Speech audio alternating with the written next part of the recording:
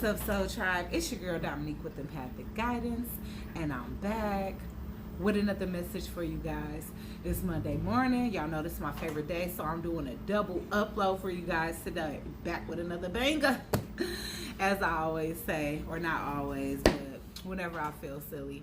But anyways, guys, I wanted to talk to you guys about this wonderful movie that I went to go see. I took my son. I had the liberty of spending some quality time with my son, just alone. The girls went to go babysit, and they went to work. And, you know, we were just kind of sitting around bored. And ironically, the day that I went to go see Chris and Slim, it was the day that I made the video about Thanksgiving stigmas and just wondering why the black community as a whole just make negative stigmas out of things that's supposed to bring us together.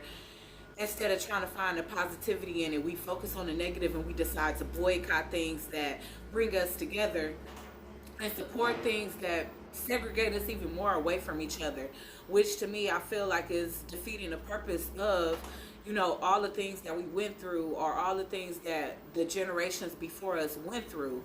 And it was just so crazy because it was like right after I made that video, I think I posted a reading, and I'm like, you know what, Romeo, let's go catch a matinee. Can you be ready in 30 minutes? And my son was like, heck yeah. So we caught the 3 o'clock movie to Chris and Slim. Queen and Slim. I don't know why I said Chris, because I guess I'm thinking about Chris and Queen. But Queen and Slim. And Queen and Slim was like a modern day Bonnie and Clyde type thing. And both of them, I feel like in the movie, their characters was like upstanding African Americans. You know, the woman was an attorney. I don't know what the guy did for a living, but they seemed like they was pretty, like, I don't know, pretty practical, upstanding citizen type people.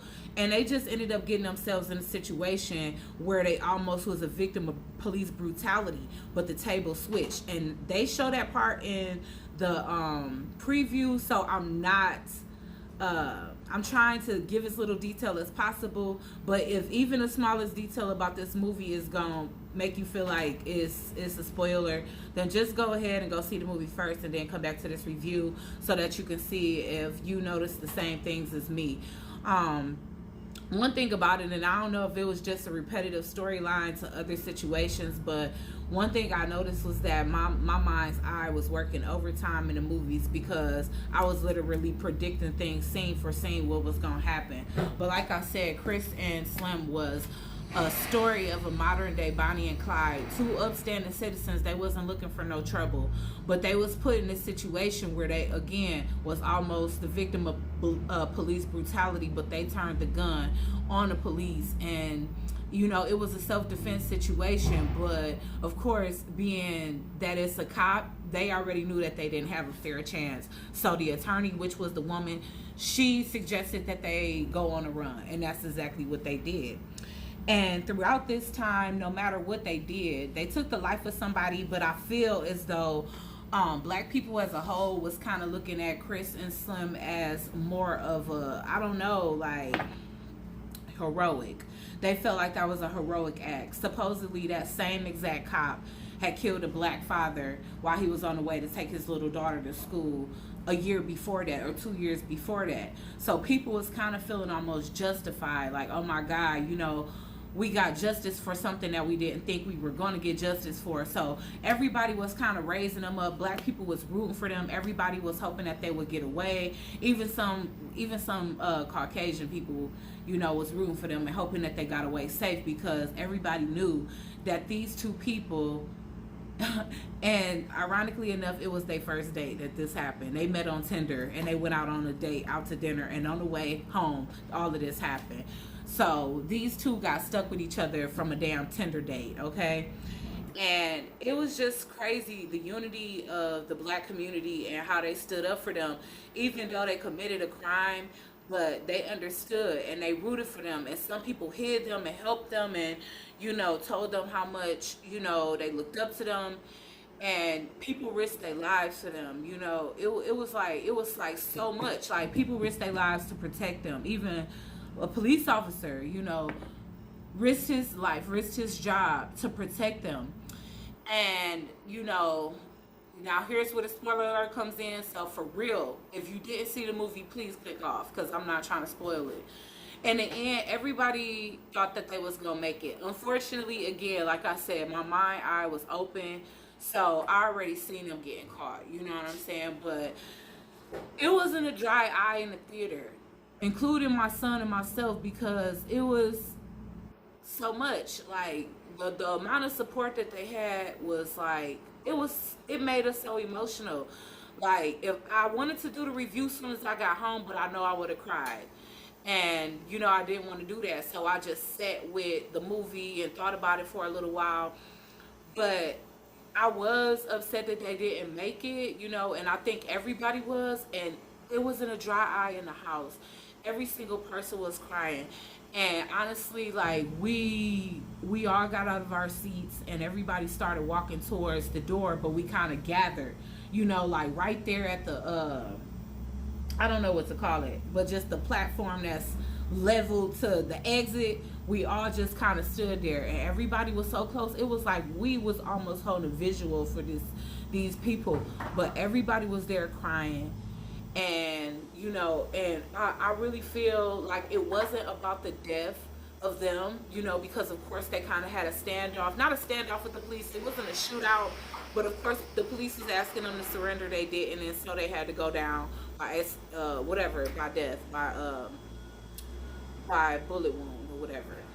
But everybody was so connected. Like when I say every single black person in there was connected, we didn't care how close we were standing next to each other. It was just the support. And I feel like for me, I kind of expected them to go down. They kind of expected themselves to go down because they already planned for, you know, if we die, da da da da, you know, just know this and that. So, you know, yeah, they let us think till they got this close to escaping that they were going to be free.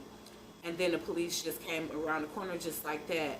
I think I cried more yearning for the connectivity of black people in real life to be connected the way that they were connected there.